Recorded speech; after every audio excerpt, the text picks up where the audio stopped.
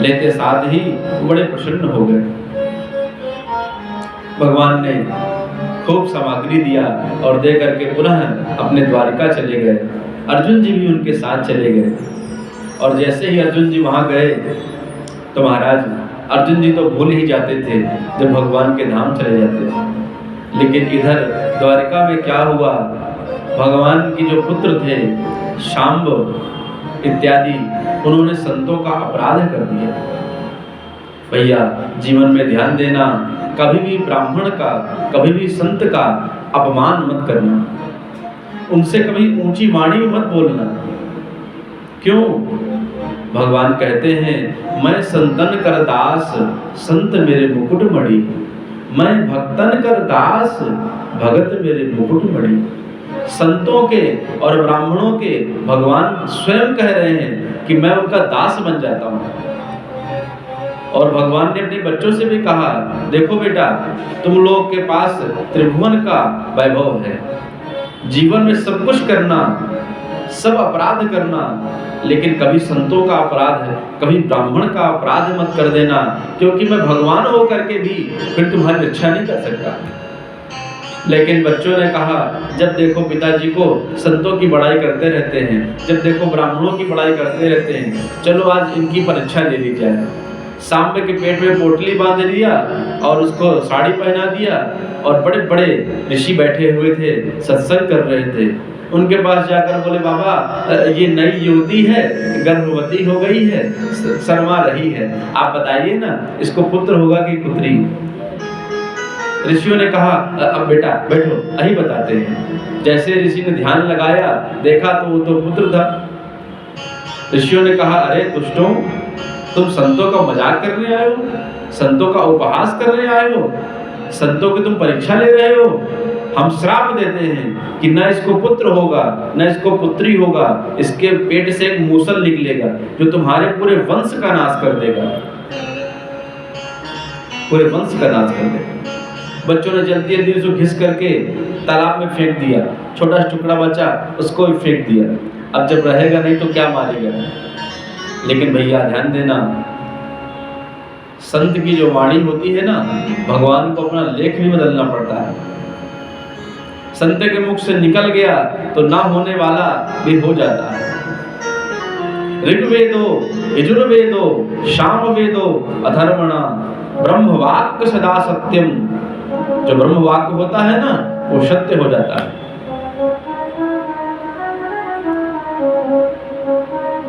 जो घिस करके चूरा फेंका था वो एरका नाम की घास बन गया। सारे यदुवंशी एक बार लड़े और लड़ते लड़ते वही पहुंच गए, उसी घास को निकाल करके आपस में लड़ झगड़ करके चतुष्पंचावशा ऐसा 10-20-50 बचे, बाकी सब मर गए। भगवान श्री कृष्ण भी जाकर के एक वृक्ष के नीचे बैठ गए। एक बहरिया ने देखा और उसको हिरण जैसा लगा, उसने बाण छोड़ दिया और बाण में वही टुकड़ा लगा था जो उन्होंने घिस कर फेंका था। भगवान श्री कृष्ण के चरणों में लगा। बहलिया आया, भगवान के चरणों में गिरा, बोले मुझे मृत्युदंड दे दीजिए, मैंने आपको बाण मार दिया। भगवान ने कहा, नहीं, प्रारब्ध का भोग सबको भोगना पड़ता है। मैंने छुप करके रामावतार में तुमको बाण मारा, अब तुमने मुझको बाण मारा, बराबर हो गया।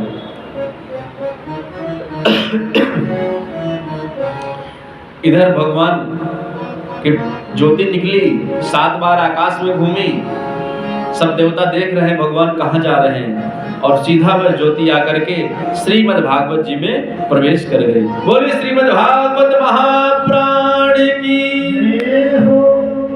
इसलिए श्रीमद् भागवत तेनेयम वाङ्मयीं मूर्तिं प्रत्यक्षा वर्तते हरे, ये साक्षात कृष्ण रूप है, इसीलिए है क्योंकि इसमें भगवान श्री कृष्ण ने प्रवेश कर दिया है। अर्जुन जी तो भगवान ने कहा था कि मेरी ये पटरानियां हैं, तुम इनको लेकर ब्रज चले जाओ। अर्जुन ब्रज जा रहे हैं पटरानियों को लेकर के, तो 10-20 कोल भिल आए डंडा लाठी लेकर के, और अर्जुन को डंडा लगाया और सब पटरानियों को लूट कर ले गए। भगवान ने बताया अर्जुन को कि तुम्हारा जो ये गांडीव है ना, ये भी तब तक काम करेगा जब तक मैं तुम्हारे साथ। क्यों? क्योंकि भैया जब तक प्रभु की कृपा नहीं होती, जब तक गुरु की कृपा नहीं होती, जब तक संत कृपा नहीं होती, जीवन में कुछ होता थोड़ी है। हम सोचे हम कुछ कर रहे हैं, हमारी मूर्खता है। हम तो सिर्फ निमित्त बन के बैठे हैं, करने वाले तो हमारे ठाकुर जी हैं, करने वाले हमारे सद्गुरुदेव भगवान हैं, करने वाले हमारे संत भगवान हैं। उनकी कृपा से सब कुछ हो जाता है, नहीं होने वाला भी हो जाता है। और अगर हम ये मान लें कि हम कर रहे हैं तो कुछ नहीं हो सकता। अर्जुन जी घर आए हैं और आकर के मौन खड़े हो गए। युधिष्ठिर जी ने कहा, अरे भैया अर्जुन, तुम तो द्वारका पहुंच जाते हो, तुम भूल ही जाते हो कि तुम्हारे भैया भी हैं, तुम्हारी माँ भी है। देखो तुम्हारा पौत्र ये परीक्षित कितना योग्य है, अपनी उम्र से 5 साल आगे चल रहा है। अर्जुन जी कुछ नहीं बोल रहे हैं। युधिष्ठिर जी ने कहा, भैया क्या बात है, तुम बोल क्यों नहीं रहे कुछ? अर्जुन जी अभी भी कुछ नहीं बोल रहे हैं। युधिष्ठिर जी ने कहा, कहीं ऐसा तो नहीं कि तुमसे कोई अपराध हो गया हो? तुम्हारे चेहरे का जो श्री है, जो तेज है, वो नष्ट क्यों हो गया है? मनुष्य के चेहरे का जो तेज होता है ना, उसको नष्ट होने के 3 कारण हो सकते हैं। पहला कारण है अगम्या। जब स्त्री का ज्यादा संग किया जाए तो चेहरे का तेज नष्ट हो जाता है। दूसरा कारण है हम जिसके बिना जी नहीं सकते हो और वो हमको छोड़ के चला जाए तो उसके वियोग में भी हमारे चेहरे का तेज नष्ट हो जाता है। और तीसरा कारण है, अगर हम गलती से भी गौ माता का अपराध कर दें तो हमारे चेहरे का तेज नष्ट हो जाता है।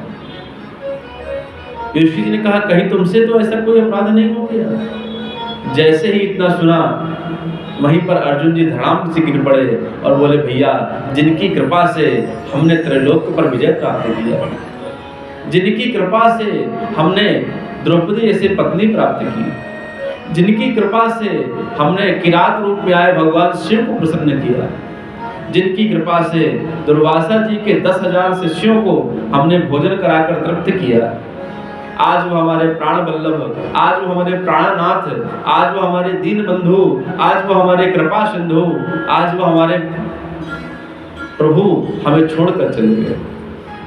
दरवाजे के पीछे खड़ी थी कुंती, 1 मिनट जैसे उसने सुना कि छोड़ के चले गए, 1 सेकंड नहीं लगा, वहीं पर धड़ाम से गिर पड़ी और प्राणांत हो गया। 1 सेकंड नहीं लगा। भगवान के वियोग को 1 मिनट नहीं सह पाए। युधिष्ठिर जी ने कहा, अरे भोले भंडारी, इतने दिनों में तो आए और आए भी तो ऐसा समाचार लेकर के।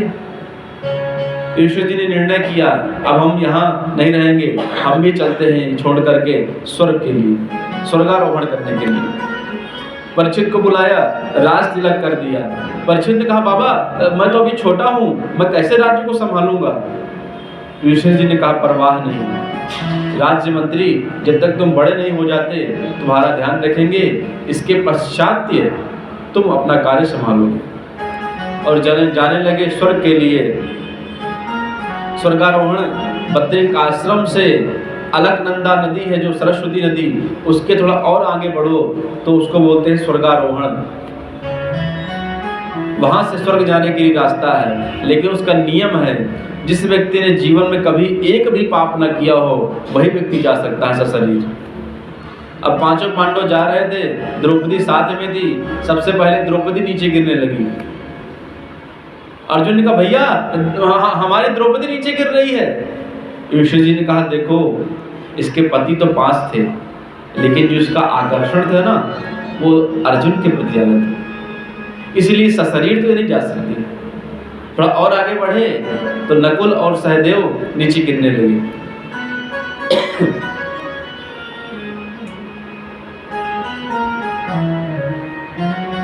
अर्जुन ने कहा, भैया दरवाजा उधर से आ जाइए। अर्जुन जी ने कहा, भैया हमारे छोटे भैया गिर रहे हैं। तुरंत कहा युधिष्ठिर जी ने, इनको एक को रूप का अभिमान था, एक को अपने ज्ञान का अभिमान था, इसलिए सशरीर ये भी नहीं जा सकते। थोड़ा और आगे बढ़े तो भीम भी नीचे गिरने लगे। अर्जुन ने कहा, भैया हमारे भीम गिरे जा रहे हैं। उन्होंने कहा, देखो ये जो भीम है ना, ये आधे में अधगर और आधे में सबगर।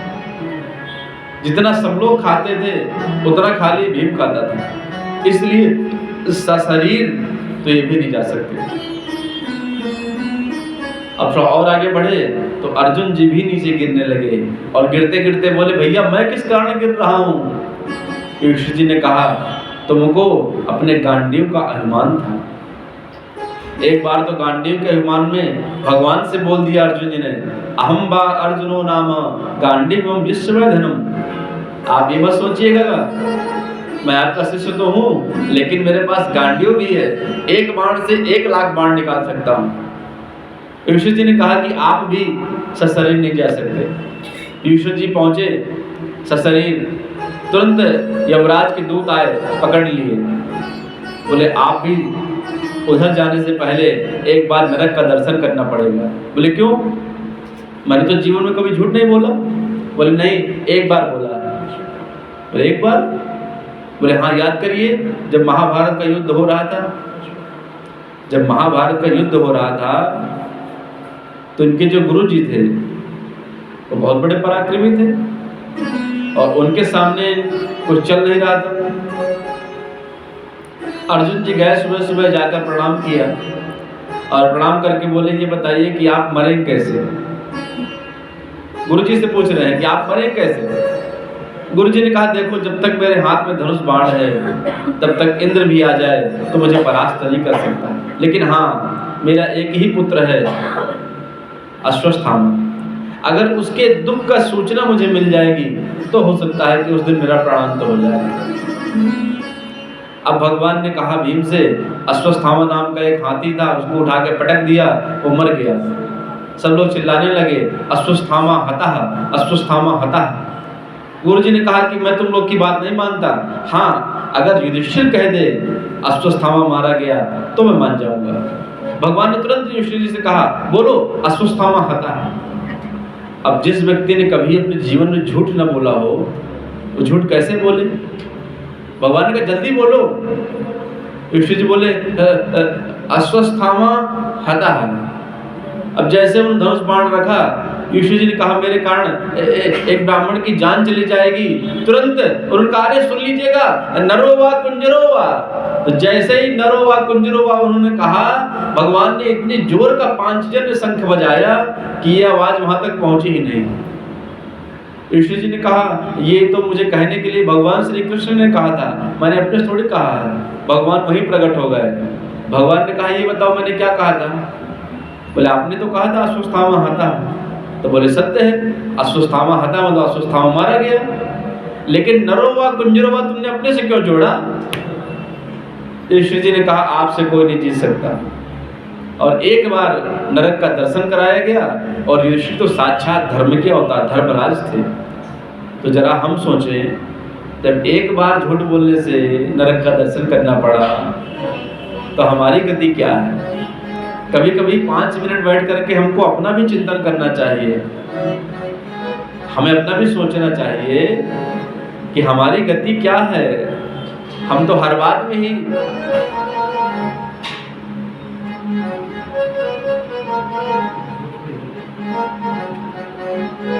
इधर क्या हुआ महाराज, जो परीक्षित जी थे वो धीरे धीरे बड़े हो रहे हैं। आज उनके मन में आया, चलो आज अपने बाबा जी के समय का मुकुट निकाल करके पहन ले। और मुकुट को धारण किया और चले विचरण करने के लिए। जब विचरण करने के लिए चले मुकुट को पहन करके, तो महाराज रास्ते में